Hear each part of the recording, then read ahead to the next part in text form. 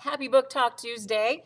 It is the month of Valentine's Day, and that made me remember that I have not talked about books that I love in a very long time. So today I'm going to tell you about some books that I love. I don't have favorites because that's like picking a favorite kid, and everybody's my favorite for different reasons.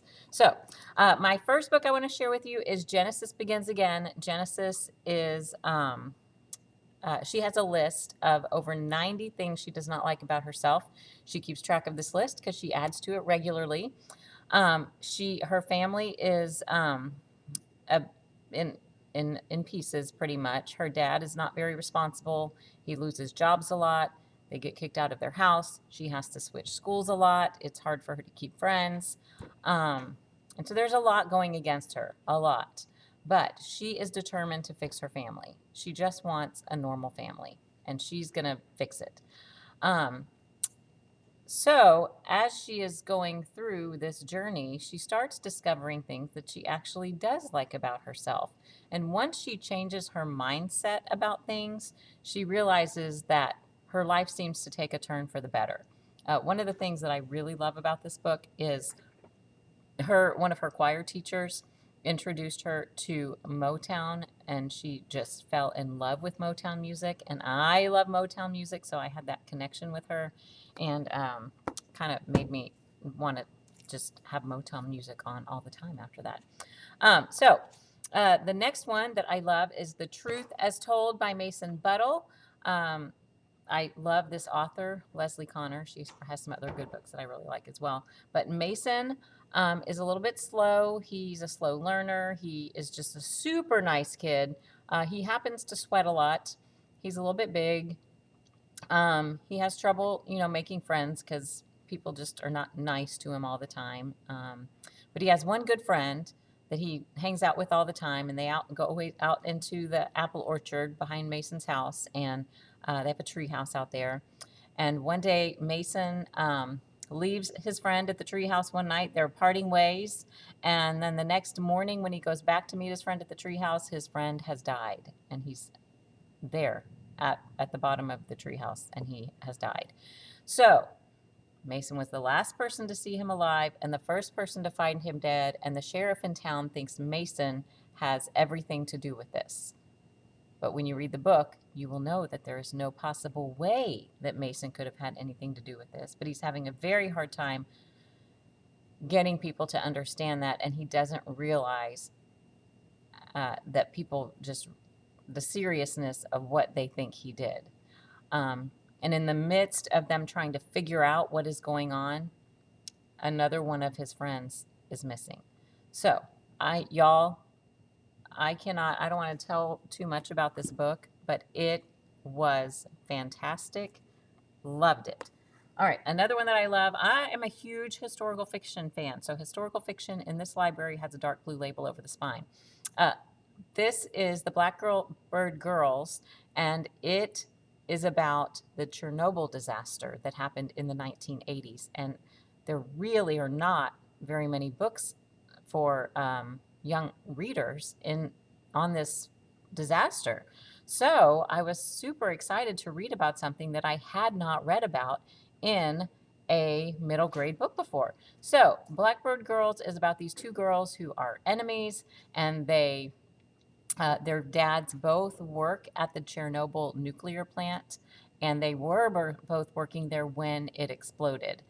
And so their whole town, like the sky, is an angry red color one morning, and they've discovered what has happened. Weird things are happening to people when they're outside, and the girls get shipped out on a train to one of the grandparents' house, and they're forced to be together and to start to communicate about things that they never thought they'd have to communicate about. And they discover they have a lot more in common than they realized.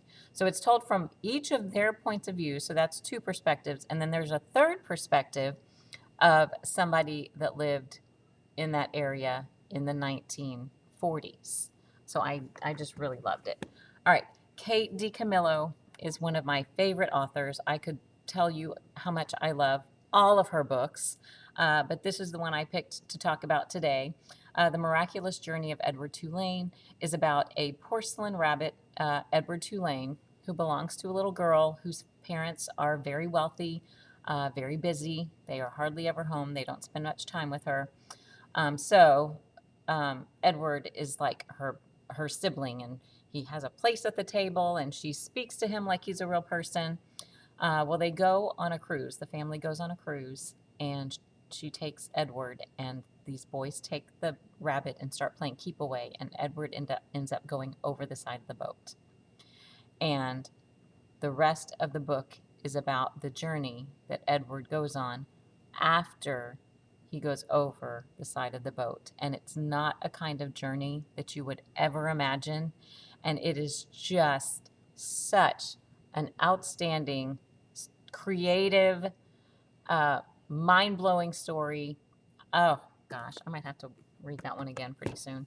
Actually, probably need to read all of these again pretty soon. The Benefits of Being an Octopus is another fantastic book that I read.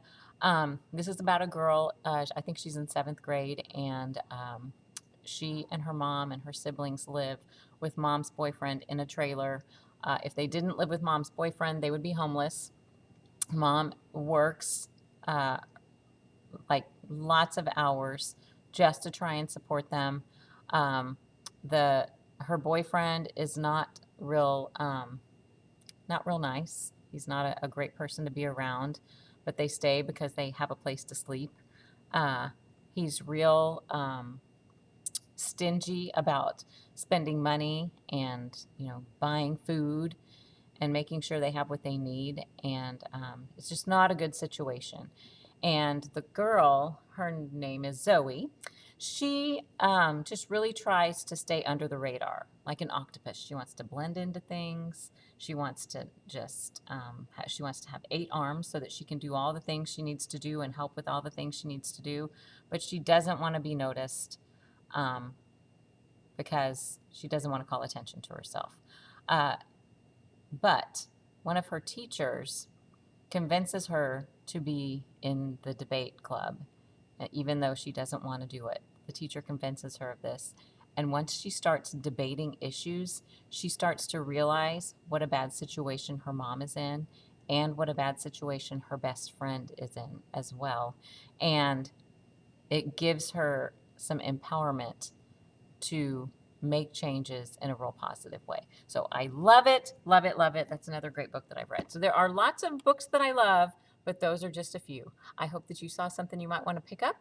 Have a great day and go read lots of books.